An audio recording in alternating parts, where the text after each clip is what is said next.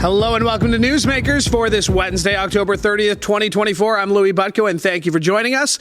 And with Halloween just one day away, we thought we'd talk about the spooky and unexplainable right here in our own backyard. And to do that, I'm pleased to be joined by ghost guide Daniel from Ghost Walks, which offers guided ghost tours of Niagara-on-the-Lake, Hamilton, and across Southern Ontario. Thank you so much for joining us today. Oh, I'm so happy to be here. It is a very busy time of year for you, so I'm glad you got us some time. Just explain to us a little bit about who you are and what you do.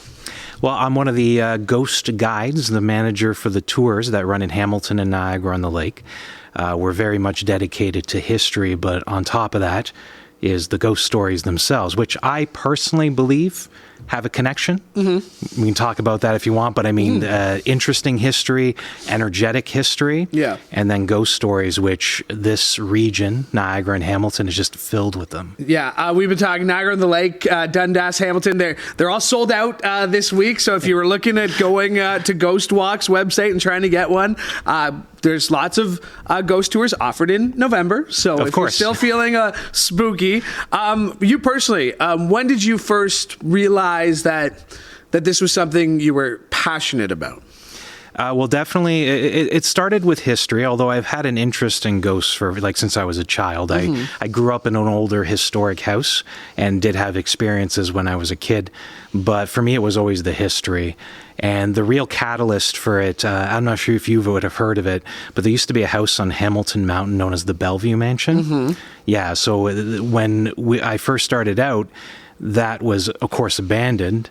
And it had this reputation of being the most like Canada's Amityville. It was so haunted, and eventually a bunch of series of events led me from Toronto back to my home in Hamilton and investigating it. And that would be the very first one that kind of kicked off my love of history and ghost stories. Now, is it safe to, can I call you a paranormal investigator? Would you prefer, is that a title that you'd like, or is it investigator? How would you describe yourself? No, do not call me that. Do not call me. I'm surprised you didn't walk off the set there. I'm gone. No, originally. But the thing is, I never really liked it. Mm-hmm. And it is kind of a shot towards the ghost shows like Ghost Hunters and Adventurers and all those.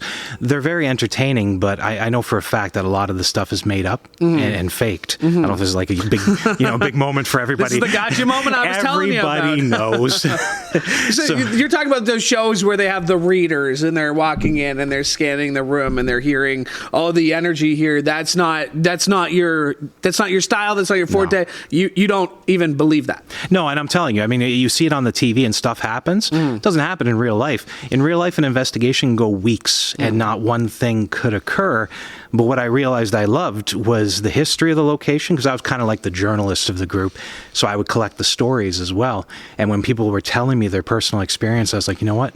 This is what I want. This is I want to hear every word you got to tell me. Mm-hmm. And that's what led me later on into the tours. And again, that's a huge part of any investigation, let alone, something like ghosts or history. It's those unexplained connections to people who have an identical story, who have no connection whatsoever. It is that digging, that researching. What is it about that the history part you've mentioned, but what is it about that led you to start this Ghost Walks tour services? Well, the Bellevue Mansion mostly because of the fact that it had such a vivid ghost story associated with it. And the attempt to prove it to be false, which it was because it was so over the top, it was crazy. It was related to possession and murder and all, and there was no marking of this in any newspaper or anything. It was very over the top. So that kind of started down the road. But for me personally, I get a kick out of knowing that there's energy in a building that can connect you to 100 or 200 years of history.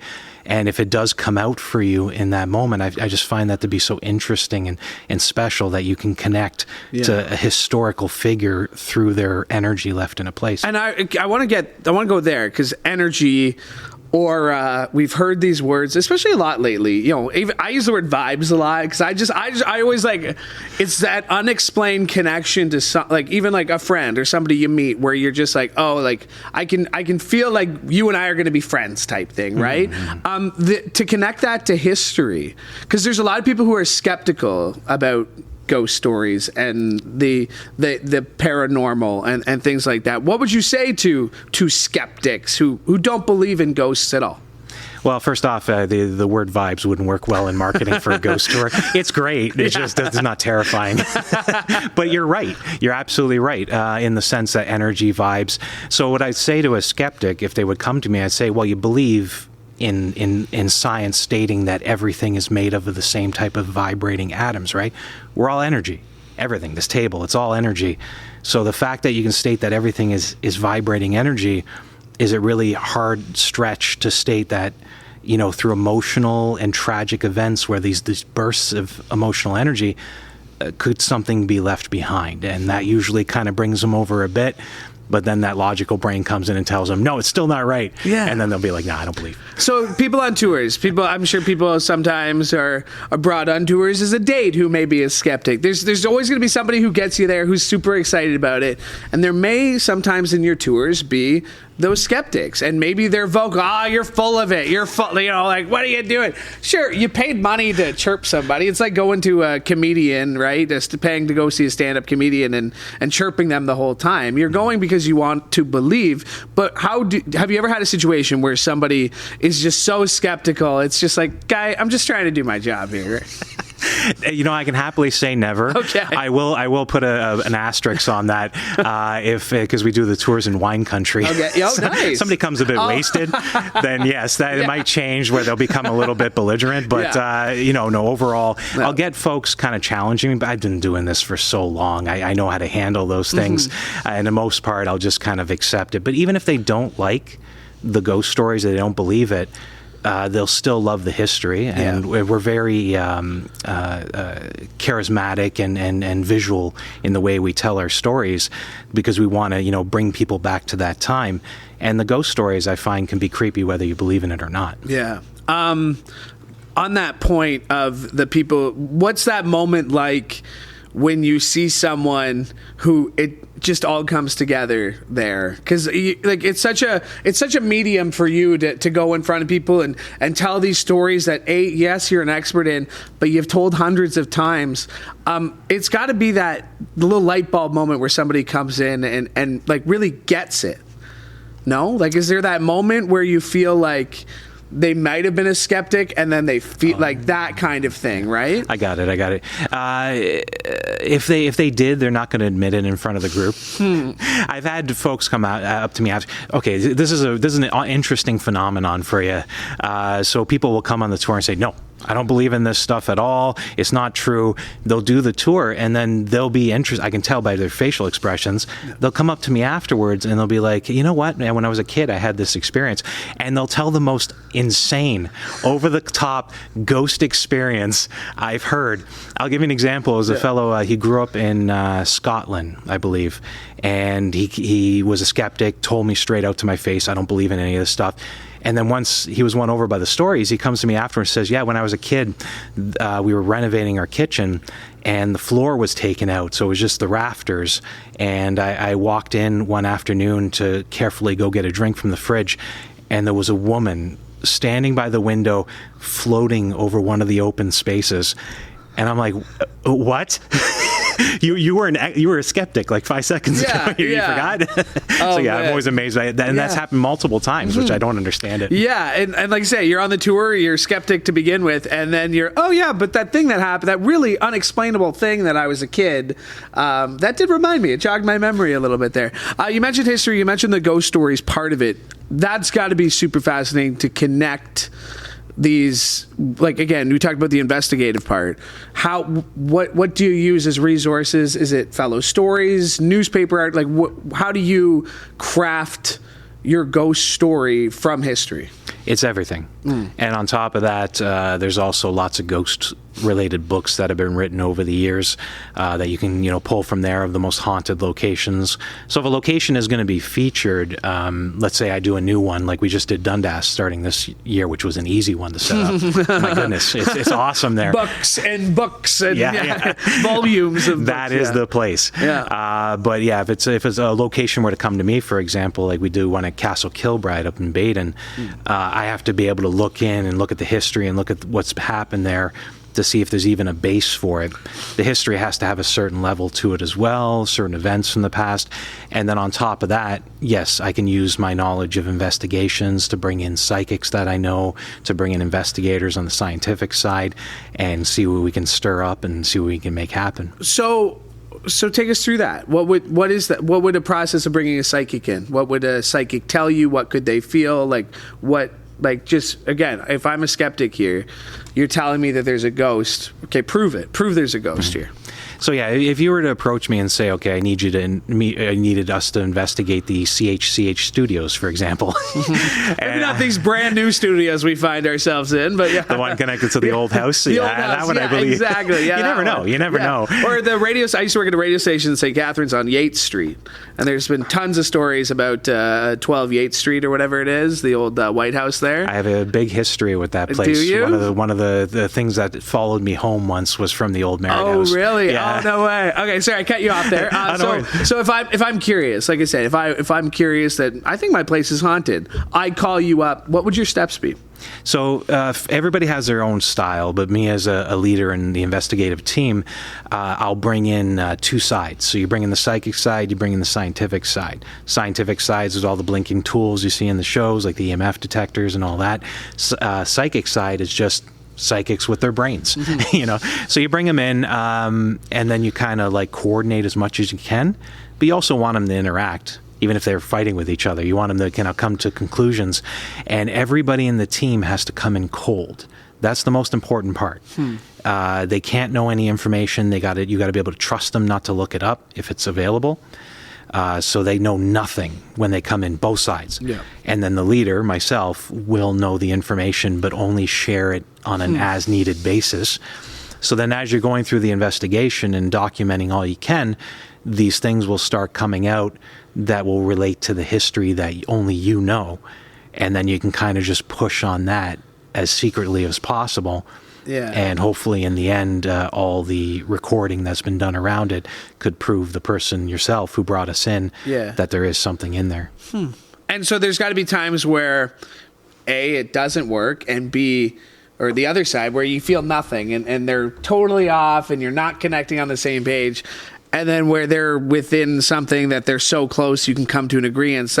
Is that the two ends of the extreme, and then you try and find something a bit more to one side to really verify it? Or at the end of the day, because of your experience, are you trusting your gut to say, okay, no, I feel something, I know these vibrations that I'm getting, like, because it's your reputation on the line, I want to say, right? It's that last one. Yeah, you really go with your gut. I mean, you need experience in this. Anybody out there want to be an investigator? First off, I highly don't recommend it. But if you do, you just got to start doing them at homes and then build yourself up. So until you have that gut feeling, you know you're going in the right direction because you're guiding it, right? But that's the sense of it. So the psychics can come through with information. The scientific side can come through with readings.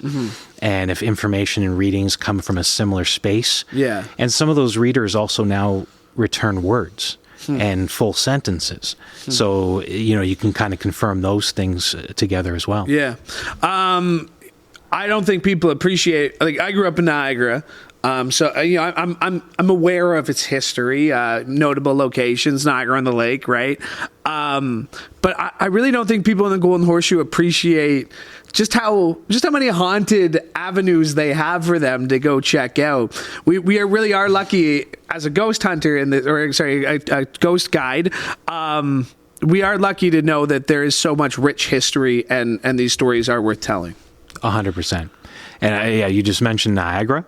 Not to take anything away from Hamilton. That's my home. I was born and raised. Tons of ghost stories. But, I mean, Niagara is just a different animal for Canada in general because of the War of 1812. So the massive war fought on Canadian soil, focused in on that region. Niagara on the Lake, where we do our one tour, Canada's most haunted town, hands down, because of that history. The energy is definitely more raised there, and the loyalists coming in, building that area first, and having to deal with the most violent of surroundings just adds to it. Yeah, I mean, I can picture driving down there a few weekends ago, and you got the main street, and then you got the fort, which is right there. You got the Navy base, which is right there. Tell us. Let's get a little bit more into Niagara on the Lake. What is one of your favorite spots in the town, and give us a good story about it. Okay. As for most interesting, I'll start with, Sure. and I'll get most haunted.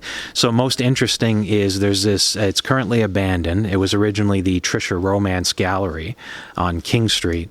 So we stop in front of it, and we've been, telling the story of the woman who's been in the hallways, but we didn't really have anything specific to talk about. So at the beginning, we noticed this phenomenon is when people were trying to take pictures of the house, their cameras would mess up in like strange ways. Mm-hmm. So it happens on all the guides' tours, and then we start communicating with like what's going on here. So like batteries are failing, but you walk away from the house and they come back. Cameras taking multiple pictures like 13 times when they only hit it once. Yeah. Mists, orbs, all that fun stuff. Zooming in by itself, just weird stuff. So we started talking about this on the tour, and one of the best moments ever, and I've had it happen multiple times, is when you warn people about it, and then it happens right in front of you, and everybody else is witnessing it. Yeah. If it doesn't happen, I look like a huge liar. All 12 of us had no problem, Daniel. I know what you're saying. Yeah. It's like those tomatoes start flying at me. But when it does, just to boo us? I don't mind it. I'll take it. But yeah, so that's definitely the most interesting of the phenomenons. Mm-hmm. But when it comes to haunted places, there's a lot of spots, but yeah, hands down, the Angel Inn is probably the most noted. The supposed spirit of Captain Colin Swayze and what he's caused over the years inside there. What would people feel? Give us a ghost encounter. How would I know I've encountered a ghost outside of seeing something, like just seeing a figure? That's one way of knowing, right? Like you said, the story of the woman hovering over an open floor or something like that. What does a ghost encounter look like or feel like? Well, people, they get scared because they think it's like the horror movies, like something's going to attack them or whatever. What I always tell folks, and in my experience, this is true other people I've queried, is that in the moment you won't even know it's ghostly because the human mind is designed to try and rationalize what it looks at. So even if it's an unnatural thing you're looking at, like slightly unnatural, the mind will create an illusion that it's natural because you'll immediately assume that's the case. For example, at the Hermitage, I saw two people in the field and didn't realize until afterwards that I couldn't see any faces or clothing. They were just shadows. But in the moment, I thought they were real. So that's why I tell folks, it's like, in the moment you won't know, but then afterwards you'll know and you'll be terrified. Mm-hmm. That's because everybody, whether they want to admit it, you can be a super skeptic and not believe in ghosts. Everybody's had that kind of moment that's unexplainable. Nobody's going to believe this. And that's the other part of it too, right? Is that, I don't want to sound like a crazy person by saying I saw a ghost. And I'm saying that like with all due respect. I've accepted I'm a crazy person. I'm cool with it. With all due respect. Because I find myself sometimes I'm skeptical about whether or not, I feel these energies or something like that. But because it keeps going back to that point is that skepticism, people who don't believe and people who don't want to believe. There seems to be those weird little in-betweens of how do you fight that? The people who, I don't want to believe it. I'm too scared by this. Like, because there are those people too who just get terrified very easily. You can't fight it. You can't fight it. I'll lean in to say you can be closed-minded as a non-believer and closed-minded as a believer. Best thing you can do is stick in the middle and just keep an open mind. But on a previous point, you mentioned about how do you know or you feel it. You'll know the first time it happens to you, and you'll remember that forever. So, like for me, going into the old Merritt House, then Yates, that's definitely up there, where you walk in and you could just kind of feel it vibrating around you, like it just feels different from outside. Like it could be calm, it could be restless. If you do experience the restless kind, which is where the poltergeists come from and the active hauntings, that's anxiety and dread inducing. Then that's the one you'll never forget. So you'll know to expect it next time you go into another haunted place. Okay, so to that point, poltergeists, hauntings, active hauntings is that what you called it? Or Yeah, you could say active hauntings, or just a house that has the energy attached to it. yeah, and that would be the negative, the anxiety inducing, Yeah. I got to get out of here, there's something. And then there's the other one where it's just like, this woman's spirit has never left this house. You see her reflection in different places like that. Like how rewarding is it on a tour to have somebody experience something? And have you ever had that big moment where you've been given that tour? You mentioned the house, but you've given that tour and they've seen something and get spooked out completely. A few times. Yeah. And I love them. I don't love them in the moment, but I love them afterwards. Out, yeah. I'm like, this is going to be great for marketing. But, I'll actually give you a recent example. Yeah. It wasn't this year. It was last Halloween, and I was doing a tour at the Hermitage. It was the last Saturday of October, right before Halloween. I don't know if you remember. It was unnaturally warm. There was a kind of like what it is today, right now. yeah. It's like it's so weird. So today, It's so weird. No, I'm creeped out. I got goosebumps already. I think I know where I'm going tonight. But anyway, I'm doing the tour, and throughout the entire night, just it felt off. And everybody was commenting. So I get to the back of the ruins where I tell the legend of William Black, and I'm talking, and there's forests in the back part of the ruins, and nothing back there. There's no pathway, so nobody can go back without hurting themselves. So I'm telling the story, and I hear this branches being broken in the woods behind the ruins. So I actually stopped talking. I didn't say anything to the group. I had 30 people in front of me, and I just listened for a second. I heard it some more. So I shook it off and I kept going. And the minute I started talking, I hear a smash. Something had flown out from behind there and directly hit my lantern, knocking it over. So I jumped. I didn't scream, thankfully, otherwise I'd ruin my reputation. The Ned Flanders scream. It was nothing like that. So I looked down and I picked my lantern up so there's no fire. I looked down and it was a half-eaten apple. It had no stem, so it couldn't have blown off from a tree. Yeah. The only thing is if somebody actually whipped it and perfectly hit the lantern, and there's nobody that can be back there. And I was visibly disturbed for the rest of the tour. Wow. You have your own podcast, Ghost Guy Daniel podcast. Your most recent episode, you mentioned Castle Kilbride. But I want to talk just real quick. You talked about the history of Dundas's Mrs. Crooks, the hammer murder of 1924. I'm going to encourage everybody to check out the podcast, but give us a little bit of what we can expect on that podcast. I personally love that story. It's not on the tour technically. It could always be added in later. But yeah, no, Martha Crooks.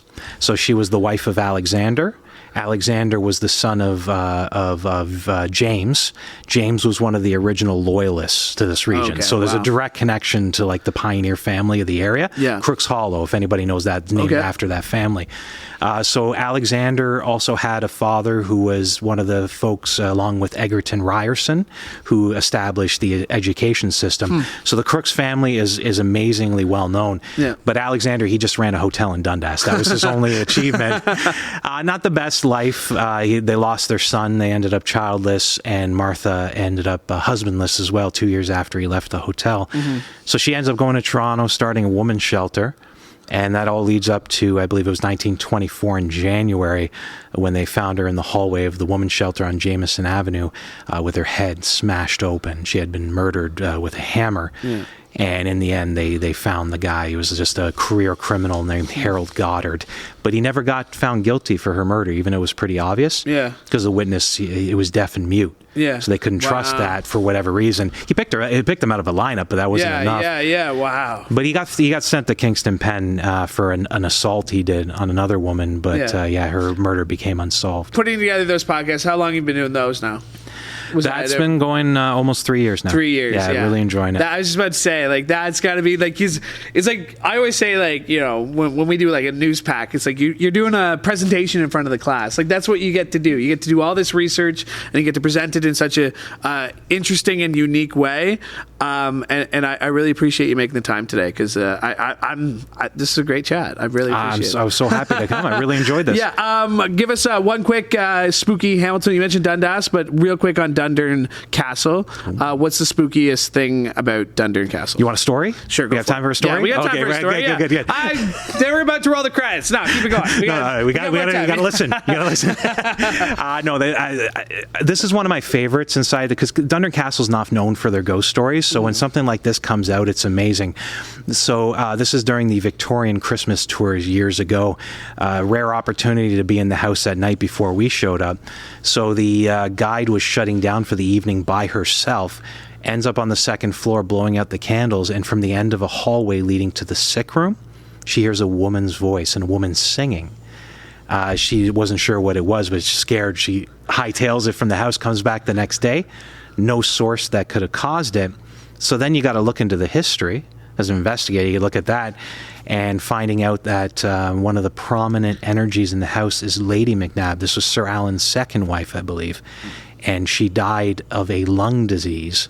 So if by chance she liked singing in life, what would she be doing after death? So like direct connection to history, vivid ghost story. It's one of my absolute favorites. Wow. That's awesome. You can find out more on the tour. Where can people find more information about you, about the tours? Where can they book? Give us all the love. The hub, it's everything. That's ghostwalks.com. Ghostwalks.com. You find the podcast, and that's where you'll find Ghost Guide Daniel. Really appreciate it, especially today. I figured it'd be impossible to get the day before Halloween, but I'm glad we got you in here. Thanks so much. You're very welcome. Awesome. That is Ghost Guide Daniel, and my thanks to him for joining me today, and my thanks to you as well, because could not do the show without your support. Hey, while you're here, make sure you like and subscribe to CHCH Podcast so you never miss an episode of this show or any of the other great shows we have for you. I want to thank Mike Corsten for directing today's show, and one more time, I want to thank you for listening. From all of us here at CHCH, I'm Louie Becko. Have a great day.